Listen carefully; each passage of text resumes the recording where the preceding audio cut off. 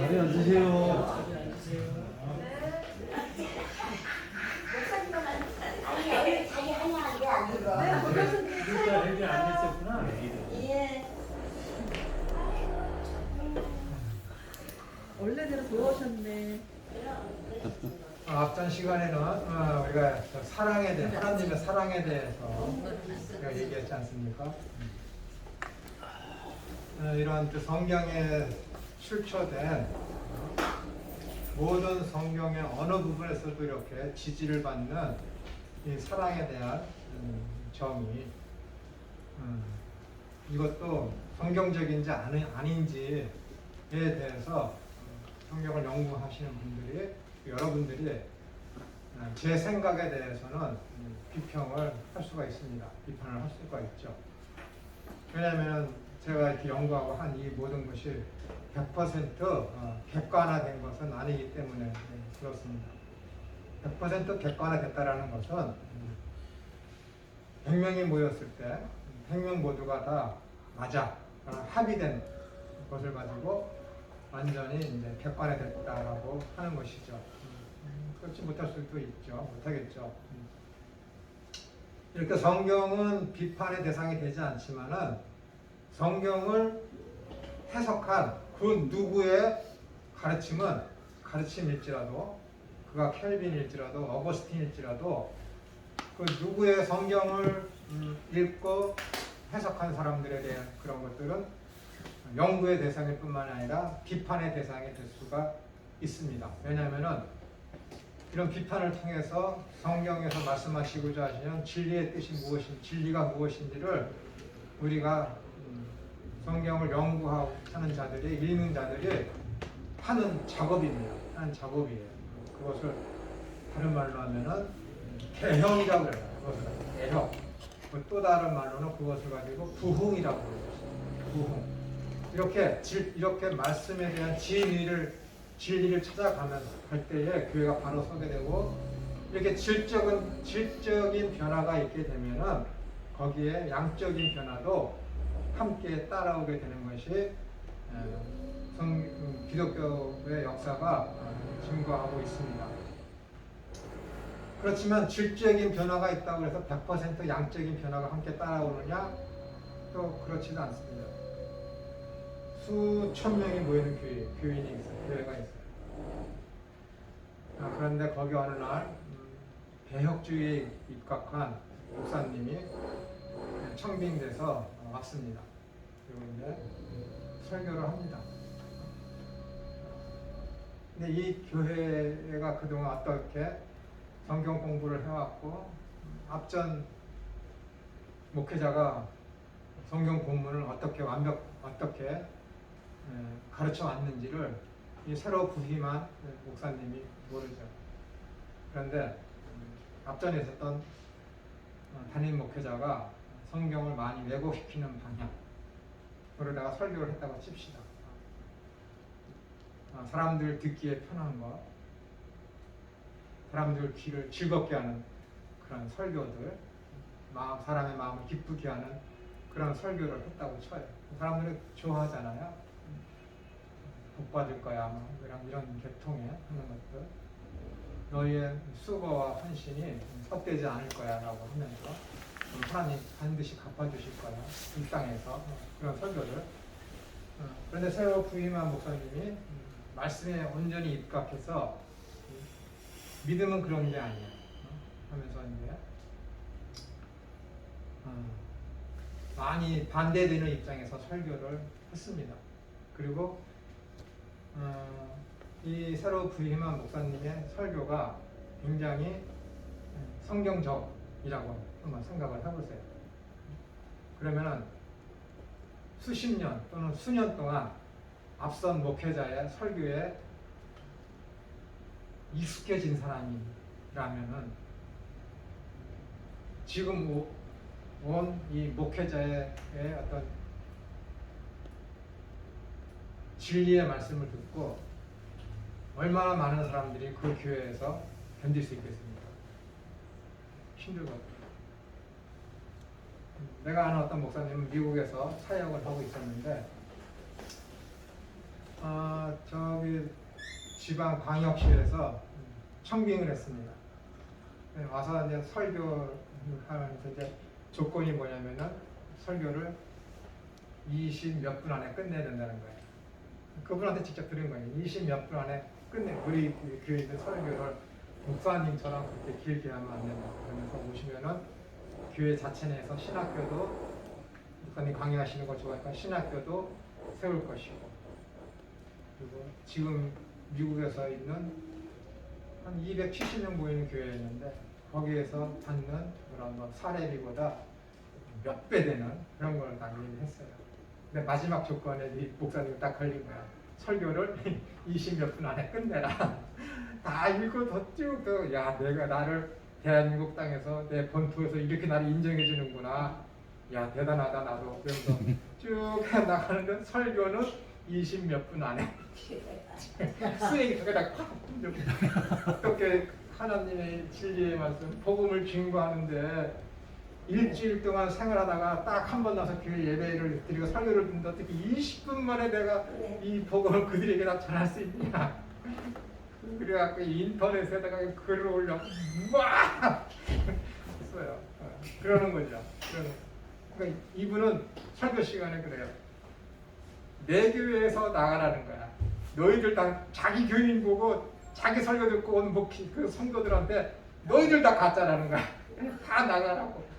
너희들이 여기 지금 있는 거는 내 설교는 진짜인데 너희는 가짜인데 너희가 가짜인 것을 숨기기 위해서 진짜 안에 숨어들었다 이거야. 그런 목회자도 있어요. 아니 그럼 그분이 그 말이 틀릴 수도 있잖아요. 그렇죠. 근데 그분 따르는 목회자들이 너무 많아. 그러니까 그분이 어느 정도냐면 그분이 테이프를 따라서 팔거든요. 근데 팔아. 근데 그 테이프를 어느 교회 목사님이 들었어. 교회 목사님이 들었어. 그분이 간증한 거야. 들었는데 그 목사님이 그러대. 나는 목사님 말씀이 다 옳아요. 다 옳아. 그런데 나는 목사님처럼 설교를 할 수 없어요. 라는 거야. 왜? 자기가 때까지 잘못해왔기 때문에. 한국에도 있어요.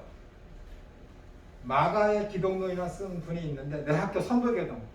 몇 번 말씀드렸어요. 그분도 동기들한테 말씀을 가르쳐.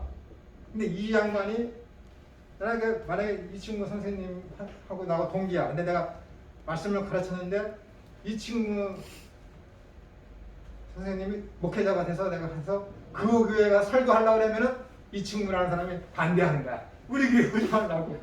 네 설교 내 마음에는 맞는데 내 교인들한테 그 설교했다가는 한 번도 안 거치고 교인들 교회 안 나온다는 거야. 내 학교 선배이고 우리 형의 동기야. 같은 학교 동기라고.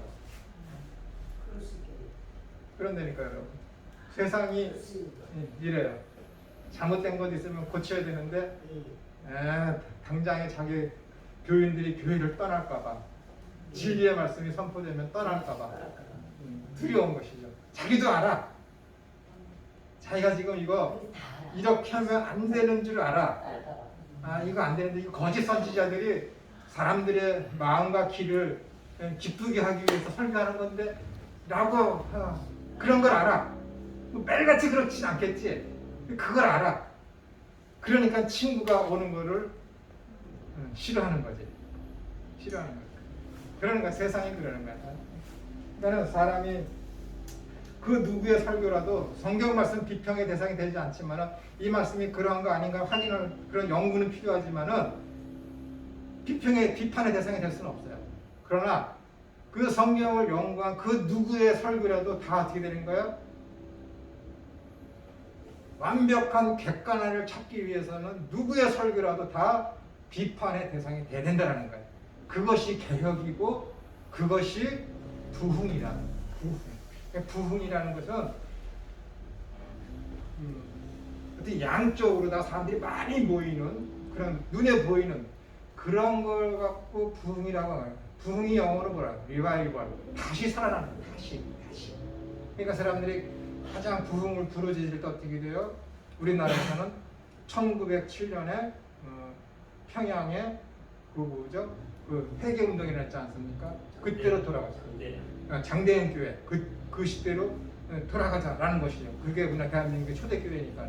더 나아가서는 어떻게 돼요? 종교개혁으로 회개해야 된다. 더 나아가서 어떻게 되는 거예요? 초대교회로 돌아가자. 이것을 가지고 뭐라 그러는 거예요? 부흥이라는 거예요. 부흥. 원래대로 되는 거예요. 참된 부흥이라는 것은 뭐예요? 성경의 원리대로 가는 것. 성경대로 가는 것을 부흥이라고 그러는 거예요.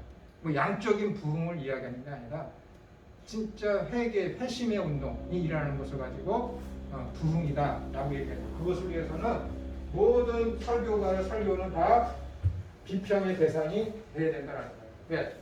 완벽한 객관화를 추구하기 위해서. 여기까지가 저번 주까지의 내용입니다. 두 번째, 개혁 신학의 원리에 대해서 살펴보겠습니다.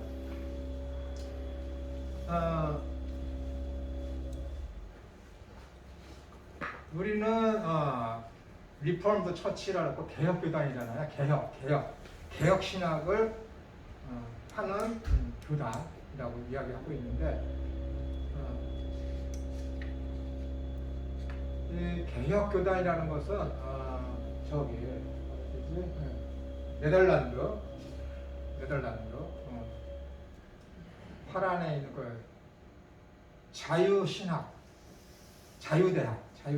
그 자유대학이라고 하고 네덜란드에 있는 자유대학이라고 하고 자유주의 신학을 추종하는 것으로 이해하시면 안 돼요. 그 자유신학이 가장 개혁적인 신학교입니다. 거기에 우리나라의 손봉우 교수가 졸업했고 거기에 우리나라의 조직신학을 가장 잘한다는 그 교수님이 거기를 졸업을 했습니다. 총신대 조직신학 교수였죠. 화란의 자유대학이라고 합니다. 그 교단에서 배출된 교회를 가지고 보통 일반적으로 개혁교단이에요. 개혁교단. 그러니까 우리나라에는 그 의미에서 개혁교단은 전무합니다. 전무해.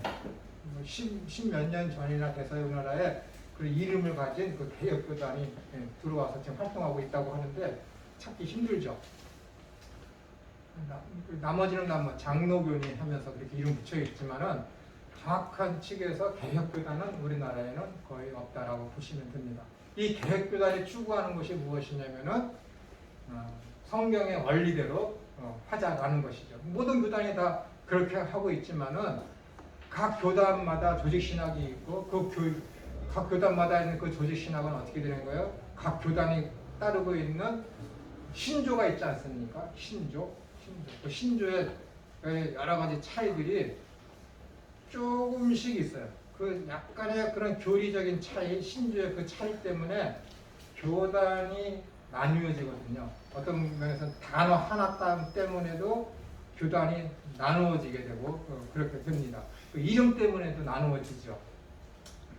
제가 얼마 전에 이거 백석이잖아요. 백석에 있는 행정 무슨 교목께서 쓴 글을 읽어봤습니다. 대한민국에서 이 근 100년, 40년 동안에 1990년대 그 이후부터 80년대 이후부터 지금의 이르기까지 대한민국 교단에서 양쪽으로다가 이렇게 부흥한 교단은 백석밖에 없다. 그렇게 얘기하거든요. 제가 보고 웃었습니다. 왜냐하면은 백석이 이렇게 시작된 것은 제가 그 역사를 잘 알거든요. 방배동에 거기 지하철역이 있는데 그 언덕바위 위에 한 10몇 층 되는 큰 빌딩을 세워서 거기 신학교를 두고 거기에 만약에 학생이 100명이었다 그러면 한 90명이 유아교육과 학생들이에요. 나라에서 인가 내주지 않은 유아교육과 학생들. 당시에는 어린이나 성교원에서 일할 보육교사가 굉장히 부족했기 때문에 우후죽순 유아교육을 하는 교육기관이 많이 생겨났고 그것을 당시 어린이집이 생기면서 그 정규 대학을 나오지 않은 유아교육 학생들이 아닌 이런 데서 문교부에서 인간이지 아니하고 문화부에서 허락해준, 인가가 아닌 허락해준, 그냥 그거 해도 돼라는 그런 데 있는 학생들을 어린이집 교사로 굉장히 많이 대부분이 그렇게 해서 그렇게 해서 켜진 교단이 이 백석이거든요. 그러니까 당시에는 백석이라는 이름도 없었고 방배동 신학이라고 해요. 방배 신학. 그러니까 신학생은 거기에 학생이 100명이다. 그냥 10명 정도도 안 되는 사람 신학생이고 나머지는 다 유아교육 학생이야. 그러니까 유아교육과 학생으로다가 이제 커진 교단이라고 할 수 있죠. 차이전하고 요 근래에서 어떻게 되는 거예요? 백석하고 대신하고 합쳤잖아요. 그죠? 백석하고 대신하고 합친 거예요. 그래서 처남도 대신측에 있었는데 지금 백석으로 갔거든요. 백석으로 갔는데 그러니까 역사를 잘 알죠. 가끔 만나서 이야기하면은 좋은 소리는 거의 하지 않습니다. 이렇게 백석이 지금의 이 모양을 이렇게 요 근래에 커진 것은 어떤 자구적인 어떤 노력과 신학에 의해서 커진 것이 아니라 이런 군소 신학과 군소 총애들을 이렇게 영입을 해서 교회가 많아진 거예요. 근데 그거 갖고 부흥이라고 그러면은 곤란하지. 그리고 이 대신 측도 원래는 대신 백석으로 할까 백석 대신으로 할까 그러잖아요. 근데 대신이 들어가면서 우리 이름을 앞에 붙여라. 대신 백석으로 하자. 그러니까 백석에서는 야 우리가 인원이 더 많은데 어떻게 대신 백석으로 하니? 백석 대신으로 하자니까 안 합치려니까는 그래 그럼 대신을 이 앞에 붙여주고 백석을 뒤에 붙여주게 해서 들어오게 만들어 놓고 거기 백석의 수장이라고 하는 그 장 누구 있잖아요. 그분이 총에서 뒤집어 엎어갖고 백석을 앞에 둬야 된다. 그래갖고 들어가려다 대신 측에 있는 사람들이 많이 나왔잖아요. 그 대신 측으로 왔어. 대신 측에서도 근데 대신이 또 그래서 분리된 거야. 나왔으면 나온 사람들끼리 그냥 이렇게 똘똘 뭉치면 되잖아요. 근데 너 왜 백석에 들어가자고 너 왜 찬성했어? 난 애초에 반대했다. 너 그거 이건 맞지 마. 또 백석끼리 대신끼리 또 싸운 거야. 대신이 터졌지. 대신도 싸워. 우리가 오리지널 대신이니까 그 대신 이름 우리가 쓸게. 저쪽에서 아니야 나도 원래 대신이었으니까는 우리가 대신 쓸게. 또 싸워. 법적으로 갔어. 회의록이 어디가 있느냐 보니까 이쪽이 있어. 회의록이 있는 너희가 대신 이름 써. 법으로다가. 이게 무슨 교회야. 그 이름 하나 때문에 그 교회가 이제 분열돼. 이거는 겉으로 드러난 것이고 교리적인 것으로 따지자면 한도 끝도 없어요. 지금 장로교회가 몇 개 교단이에요? 300개 교단이에요. 많이 나대. 300개 교단이에요. 얼마 전까지만 해도 몇 년 전까지 100개 교단이었는데 너나 나나 할 것 없이 총회장 하고 싶으니까는 다 뛰쳐나와서 다 자기가 참된 장로교라고 그러면서 얼마나 웃깁니까? 이렇게 힘든 거예요. 말씀 하나 차이로다가 단어 하나 차이로다가 이름 때문에 교회가 교회답지 못한 것이죠. 그래서 이렇게 부흥이라는 것은 이렇게 양적인 것만 가지고 따지고서는 이것을 부흥이다라고 얘기하면은 매우 바람직하지 못합니다. 그래서 제가 이 백석의 그 분이 그 기고한 내용을 보고 막 깔깔대고 웃었습니다. 부흥의 의미를 왜곡시키고 있구나 생각을 해서 여러분 백석이니까 한번 참고해서 들어보세요. 네. 근데 그 정도 알고 있어요. 네? 알고 있는데. 네. 그렇죠. 맞습니다. 네, 알고 있어요.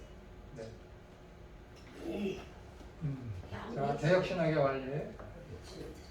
연합. 개혁이 뭐라고 그랬어요? 성경으로 돌아가자.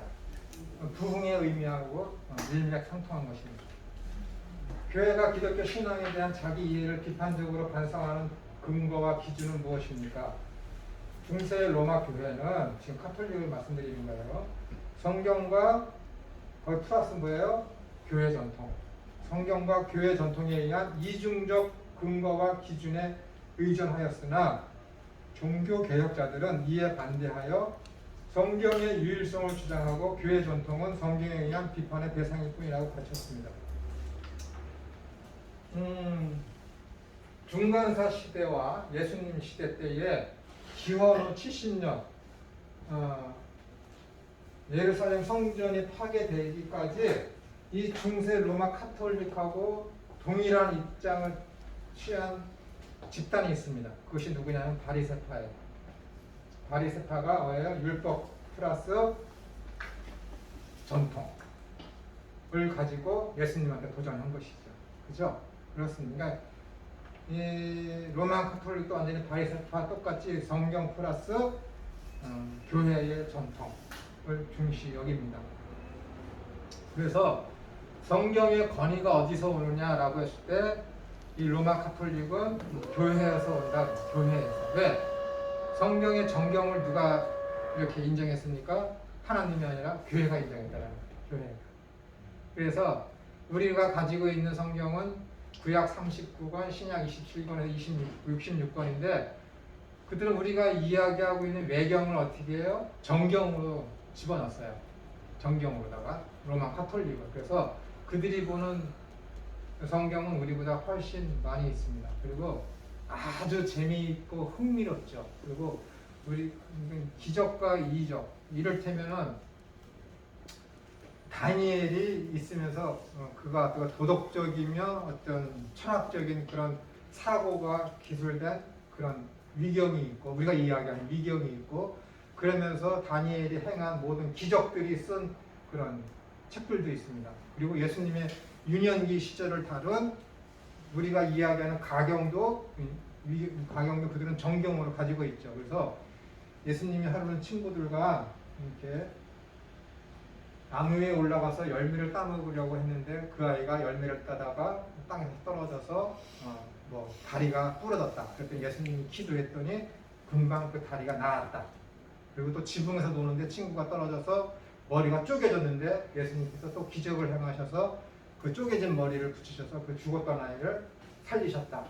그런 내용들.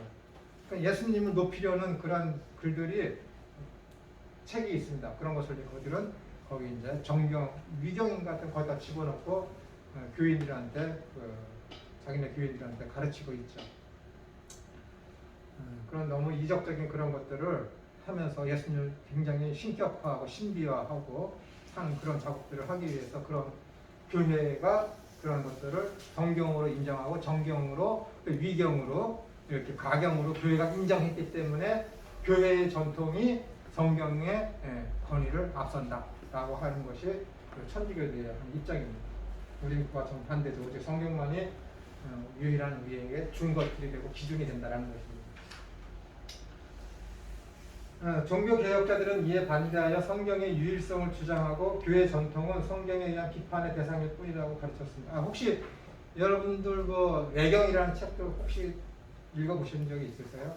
한번 사서 보세요. 재밌습니다. 우리가 가지고 있는 성경보다 훨씬 흥미롭고 재미있습니다. 진짜 훨씬 흥미롭고 외경이라는 책이 있습니다. 외경.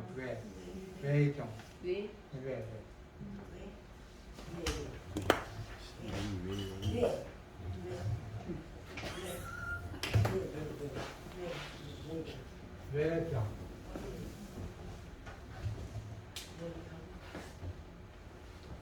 외경이 있고 위경이 있고 가경이 있죠. 그다음에 정경이 있고 정경은 우리가 갖고 있는 신구약이에요.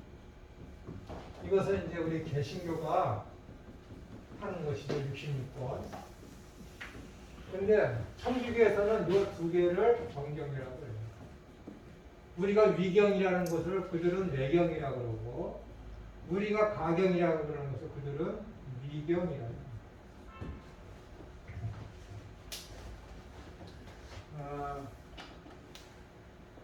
도마복음이라고 들어보세요.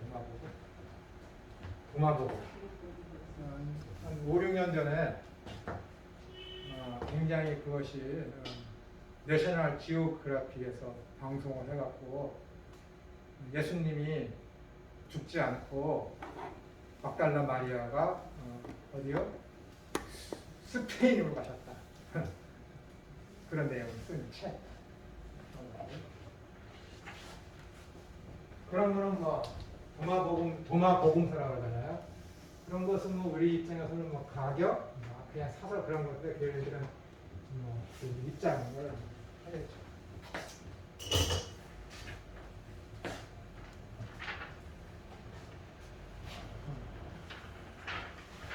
자, 이 솔라 스크립트라, 이것은 이제 오직 성경이라는 뜻인데요, 라틴어로. 이 솔라 스크립트라의 원리는 특히 칼빈파, 즉 개혁교회에 의해 강조되었으며 끊임없는 자기 비판을 통하여 스스로를 개혁하는 교회로서의 자세를 유지해 왔습니다. 그 결과 어느 교회보다도 활발한 신학적 노력을 계속하여 상대적으로 어느 교회보다도 풍부하고 엄밀한 신학을 이룩하였습니다. 칼빈은 이제 칼빈이 이름이 기억도 안 나요. 기독교 강요 이렇게 상중하를 해갖고 한 5,000페이지나 그 책을 써서 냈죠. 거기에 뭐 완전히 그 조직신학적인 그런 책인데 이 시대에도 그분이 쓴 그 조직신학적인 책 중에서 그 칼빈이 쓴 그 기독교 강요를 뛰어넘는 책은 없습니다. 뛰어넘는 책은 없어요. 장로교인이라면은 그 책을 반드시 읽어야 되고, 그 책 읽기 싫다 그러면은 웨스트민스터 신앙고백서, 서열이문답, 대열이문답 그걸 공부하셔야 되고, 그것도 힘들면은 하이넬베르고 교리문답을 공부하셔야 되고, 그것도 힘들면은 돌투 신조를 한번 읽어보셔야 돼요. 그래야 장로교죠. 이게 다 지금 장로교에 연관된 거고, 장로교가 거기에 맞춰서 신학을 세워난 것이기 때문에 그렇습니다. 첫째는 성경, 그 다음에 기독교 강요, 웨스트민스터 신앙고백서, 대요리문답, 소요리문답, 그 다음 하이델베르그 문답, 그 다음에 돌트 신조, 이렇게 단계로다가 여러분들이 꼭 보셔야 됩니다. 그렇지, 그것도 다 싫다 그러면 김천호 강의를 들으면 됩니다. 네. 자, 초기에 자기 비판적 노력을 통해, 이 페이지입니다. 비판적 노력을 통해 얻는 자기 이해를 절대화하여 나만 맞다라고 하는 건 어불성설이죠. 더 이상의 신학적 노력을 금지하고 그 전통의 고수만을 노력하는 전통주의나 성경 계시보다는 개인의 체험을 중시하는 신비주의 혹은 종교의식과 제도를 통한 종교적 만족을 추구하는 의식주의 등에는 본질상 신학이 크게 발전할 수가 없습니다. 신학은 계속해서 성경의 말씀이 그런 베레아상은 그런가 아니한가를 보고 나는 항상 틀리다라는 그런 전제하에서 나는 100% 맞을 수 없다라는 것을 인정하고 계속해서 자기 비판을 해 나가야 하는 것입니다. 그래야 신학의 발전이 있죠. 합리주의적 비판을 시도하는 자유주의 신학은, 합리주의가 뭐예요? 반트리 이야기, 커넬리우스 반트리 얘기하는 그런 합리주의 말고 세상의 철학이 이야기하는 그런 합리주의, 즉 뭐예요? 과학적이며 인간의 이성에 부합한 그런 합리주의적 비판을 시도하는 자유주의 신학은 그 성격상 활발한 학문 활동을 결과하지만 이미 비판의 기준이 되어야 할 성경 계시를 비판의 대상으로 전도하였기 때문에, 뒤집어 엎어버렸기 때문에 그것은 이미 신학이 아닌 종교학으로 전락할 것일 뿐 아니라, 신학은 교회의 수용을 필요로 하는데 자유주의는 이미 타락한 이성을 근거로 복음적 신앙을 부정함으로써 교회의 자기 성찰이 아니라 교회를 떠나서 관관자적 입장에서 비판하는 것이므로 더 이상 정당한 의미에서 신학이라고 할 수 없습니다. 이런 것을 도울이나 한신대 교수들이 들으면 얼마나 저를 미워하겠습니까? 도울을 만나보신 적 있으십니까? 없죠. 그럼 책 읽어보고 유튜브에 떠돌아다니는 강의를 들어보고 그랬죠. 그 다음은 완전히 이 조직 신학을 뭐라고 그러더라?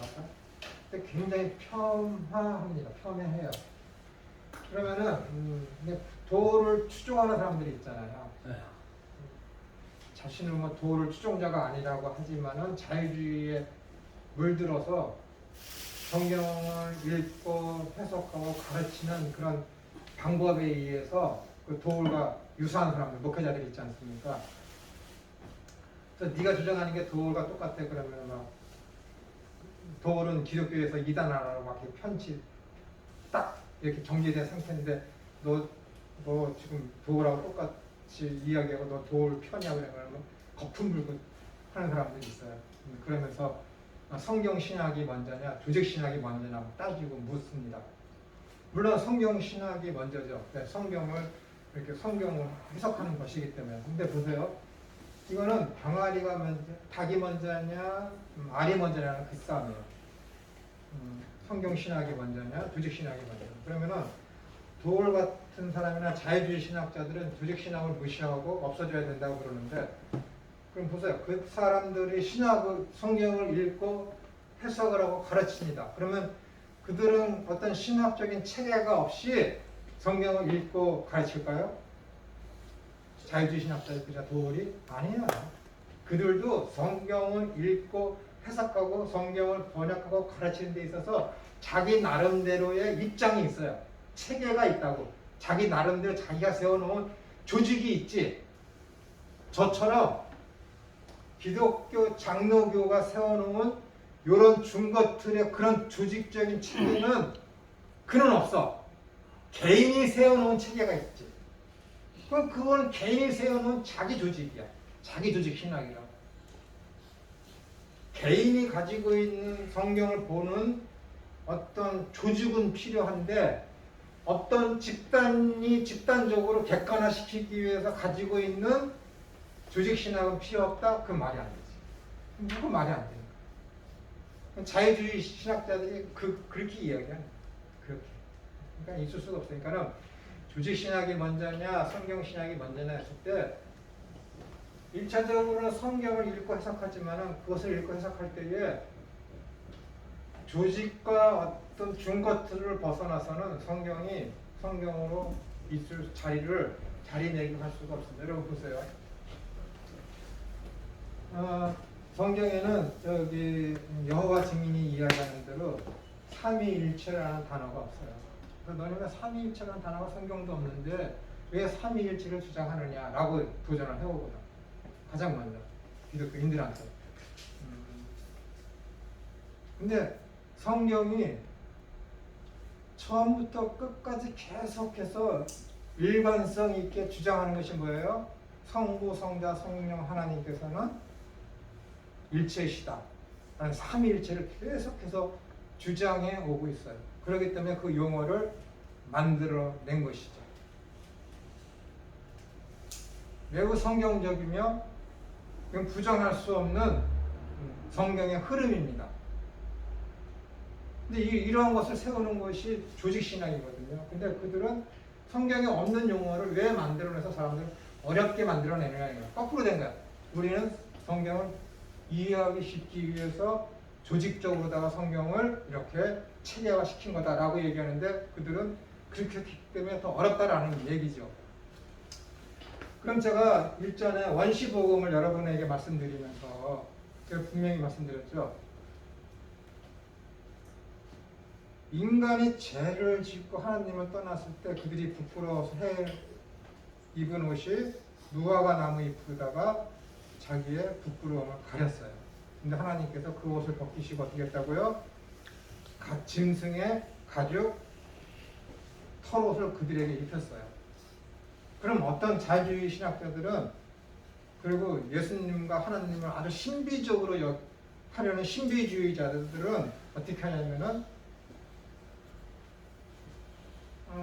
그 원시복음의 그 내용, 사람들한테 그 가죽옷을 입힌 것을 가지고 하나님의 전능하심을 강조하고 기독교 신비주의를 드러내고 강조하기 위해서 하나님께서 말씀으로만 그때도 짐승의 가죽옷을 수리수리 마수리 가죽옷을 생겨서 생기게 해서 입혔다라는 얘기예요. 입혔다라는 얘기예요. 왜냐하면 거기서는 짐승을 잡아서 피를 흘려서 그 옷을 가죽을 벗겨서 하나님이 입혔다. 그래 자세히 얘기 안 했거든.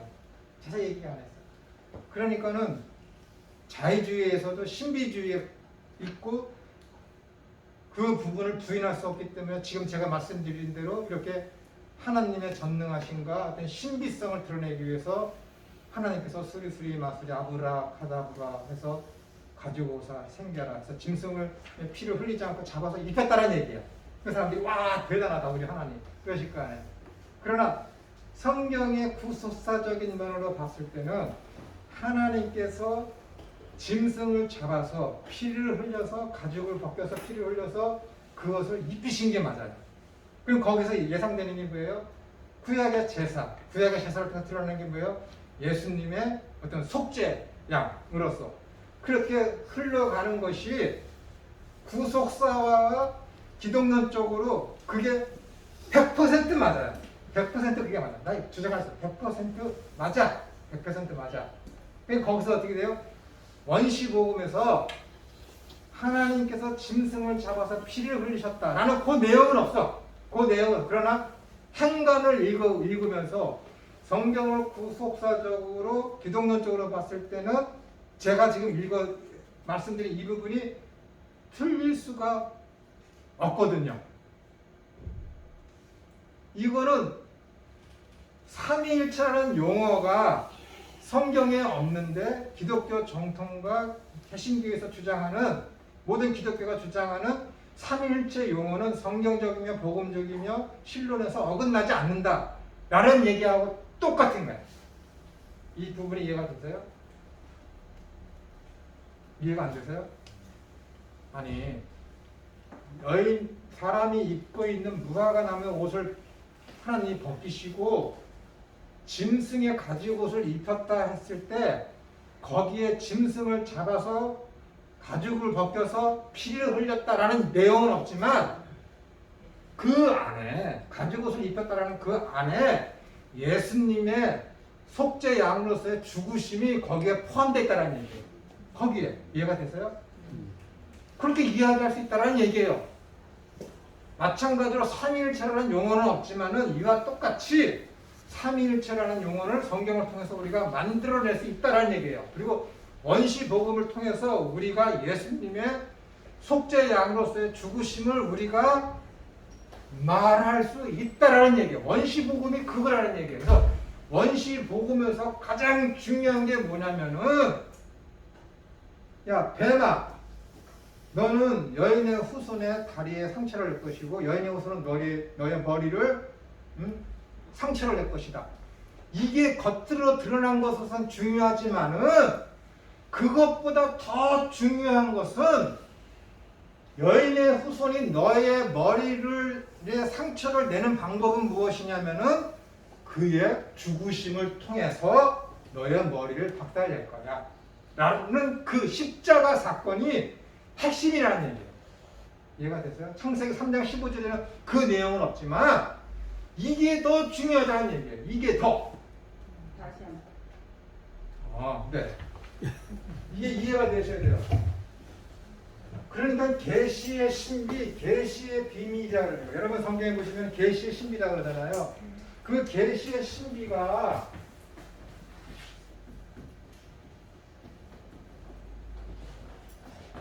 미스테리오래. 미스테리오. 신비. 여러분 미스테리 들어보셨죠? 미스테리. 이게 여기 헬라어에서 온 얘기예요. 미스테리오. 신비, 비밀. 그래서 계시의 신비라는 말도 맞지만은 이거 말고 계시의 비밀이라는 용어가 더 적합한 거예요. 계시의 비밀. 이 계시의 비밀이 성경 신과 성경 전체를 통해서 계시의 비밀을 살펴보면 어떻게 돼요? 삼위일체 트리니티라는 요 용어가 생길 수밖에 없다는 거예요. 계시의 비밀을 파헤쳐보면은 삼위일체 용어는 성경에는 없지만은 성경을 흐름대로 기독론적으로 구성론적으로 살펴보면은 이 삼위일체 용어는 성경에서 돌출될 수밖에 없다. 이건 필연적이다라는 거야. 그리고 창세기 3장 15절에서 뱀은 여인의 후손의 머리를 상처 낼 것이라고 그러고 여인의 후손은 뭐예요? 뱀의 머리를 여기 다리지 뒤꿈치 뱀의 머리를 상처 낸다라는 요것이 굉장히 중요하잖아요. 이걸 뭘 얘기하는 거예요? 승리를 얘기해요. 승리. 우리의 원수인 사탄의 머리를 상처 낸다는 건 죽인다는 것이잖아요. 파멸시킨다고 박살 낸다는 것이잖아요. 그 승리를 얘기하는 건데 이 승리는 결과론적인 얘기고 요 과정이 어떻게 된다는 거예요? 짐승의 가죽옷을 입힌다라는 얘기예요. 짐승의 가죽옷. 이 짐승의 가죽옷을 하나님이 입혔을 때 그게 짐승의 가죽옷을 입히는 과정이 생략이 됐잖아요. 그죠? 그러면 하나님께서 아담과 하와에게 짐승의 가죽옷을 입히시기 위해서는 어떤 목회자나 어떤 자유주의 신학자들이 얘기하는 것처럼 야 금나와라 뚝딱 여기에 가죽옷이 생겨라 아부다카다브라 그렇게 마술적인 신비의 힘으로 만든 것이 아니라 진짜 하나님께서 돌아다니고 있는 아무 죄가 없는 거예요. 지금 아무 죄가 없잖아. 아무 죄가 없는 짐승 아마 그 어린 양일 거야. 짐승을 잡아서 피를 흘려 가죽을 벗겨서 피를 흘려 그리고 가죽옷은 어떻게 되는 거예요? 이 아담과 하와에게 부끄러움을 가르쳐 주기 위해서 입혔다라는 얘기예요. 그래서 이것은 뱀의 머리를 박살낸다는 것은 이건 결과론적이지만은 이것보다 더 중요한 거 어떻게 이 여인의 후손이 와서 뱀의 머리를 상처를 해서 뱀을 사탄을 제거할까? 그 과정이 더 중요하다는 얘기예요. 이 과정을 알아야 하나님의 사랑과 은혜를 알게 되는 것이죠. 그 하나님의 사랑과 은혜를 표현한 게 뭐라고요?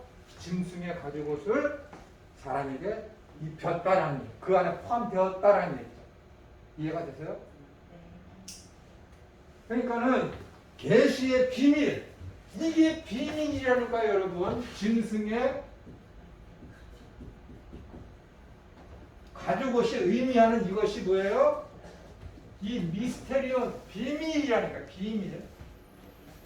그러니까 자유주의 신학자들이 왜 이 부분에서는 천지를 창조하신 그 하나님께서 아부다카라브라 수리수리 마수리 금나가라 뚝딱하면서 신비적인 능력으로 전능한 능력으로다가 옷을 만들었다라고 얘기하냐면은 이 짐승의 가죽옷이 예수 그리스도를 상징한다는 것을 없애려고 그따위로다가 설교한다니까요, 여러분. 무섭지 않습니까? 예수님께서 무리를 걸으셨다, 예수님께서 오병이어를 했다라는 것은 다 부정을 해. 다 부정을 한다니까. 그거는 예수님이 하나님 아들이라는 것을 사람들이 믿게 하기 위해서 은유적인 표현으로 갖다가 써놓은 것이다 라고 얘기하면서 이 부분에서는 하나님께서 수리수리 마수리에서 가죽옷을 뚝딱 만들었다라고 얘기했다니까. 이게 하나님의 능력입니다라고 하니까 사람들이 와, 우리 하나님은 정말로 전능하신 분이라고 그런 식으로 믿게 해. 그러면서 누구를 대척하는 거예요? 짐승의 가죽옷을 상징하는 예수 그리스도를 대척하게 만든다니까요, 여러분. 이게 얼마나 무서운 수법입니까?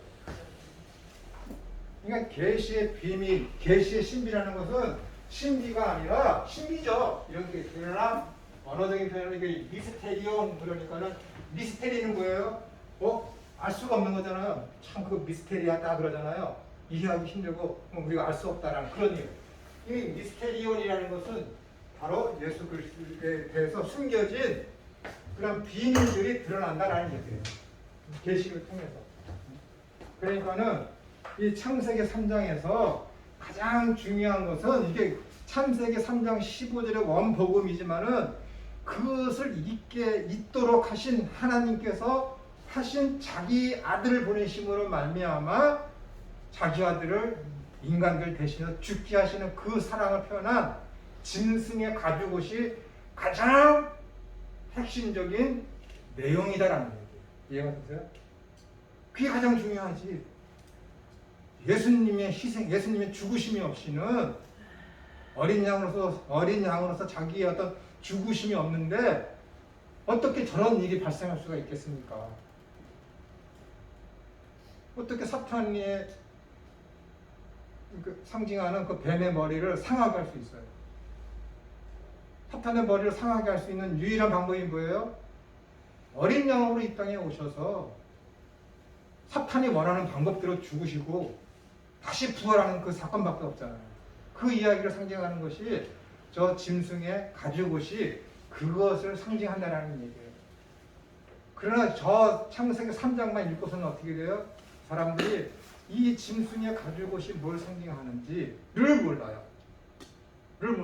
복음서까지 가서 보니까는 이게 그것을 상징하는 거구나 라고 얘기하니까는 히브리서 기자가 그것을 계속해서 제사에 대해서 어린 양에 대해서 대제사장에 대해서 이야기를 하고 있는 것이죠. 그래서 성경에는 삼일체나 이런 짐승의 옷을 통해서 감추어진 비밀이 있습니다. 비밀이 있어요. 그 신비와 그 비밀을 발견하는 게 큰 은혜죠. 그 깨닫게 되는 게 큰 은혜죠. 성경이 계속해서 그 이야기를 하고 있는 거예요. 이 사람들이 자기가 죄를 짓고 나서 행한 것이 뭐예요? 나 죄인이다. 수치스럽다. 우리 몸을 가리자. 그래서 인간 스스로가 만들어낸 옷이 무화과 나무 잎이잖아요. 인간 스스로 자기 공로와 자기 의를 내세워서 자기 수고를 내세워서 자기의 죄를 가리고. 근데 예수님께서 마지막 때에 마지막 세 번째 예루살렘 입성하면서 가장 먼저 하신 일이 뭐예요? 열매를 구하잖아. 열매를 맺을 수 있는 시기도 아닌데 무화과 나무 아래 내려가서 열매를 구하잖아요. 근데 어떻게 돼요? 열매가 없다고 무화과 나무를 저주해서 시들게 만들잖아요. 그러니까 제자들이 깜짝 놀라잖아요. 지금 열매 열릴 시기도 아닌데 왜 무화과 나무를 저주합니까? 그게 상징하는 것이 뭐예요? 인간의 자기 노력과 자기 공로와 자기 선행으로 말미암아 구원을 얻으려는 창세기 3장에 있을 때 인간들이 죄를 자기 스스로 가리우려는 자기 공로는 필요 없다라는 것을 예수님께서 선포하시기 위해서 그 무화과 나무를 저주하신 거라니까요. 마지막에 들어가셔서 다 그렇게 연결되는 거예요, 여러분. 괜히 예수님께서 그냥 뜻없이 지금 열릴 시기도 아닌데 일부러 무엇을 상징하기 위해서 그렇게 하신 것이 아니라 다 의미가 있어서 그 무화과 나뭇잎, 열매 없는 무화과를 주님께서 지금 저주하셔서 말르게 하신 거예요. 그러면서 예수님께서 자기가 죽으심으로 말미암아 대신 그 어린 저거 짐승의 가죽옷이 되셔서 택하신 백성들을 구원하시려고 십자가를 지고 돌아가시고 또 부활하시고 하는 그런 일이 발생하게 되는 것이죠. 성경에는 모든 성경은 하나님의 감동으로 된 것이기 때문에 성경에 어떠한 개인의 이름이 등장했다. 성경에 어떠한 명사가 등장했다. 구원에 이르게는 완벽한 지혜가 있는데 하나님께서 전지하시고 전능하신 그 하나님께서 구원을 주시기 위해서 영감을 주셔서 쓰신 책인데 무엇 하나 무의미한 이름과 무의미한 사건이 있을 수 있겠습니까? 성경에? 없다니까요, 여러분. 없어요. 여기까지 하고 쉬었다가 45분이 할까요? 50분? 50분이요. 네, 50분.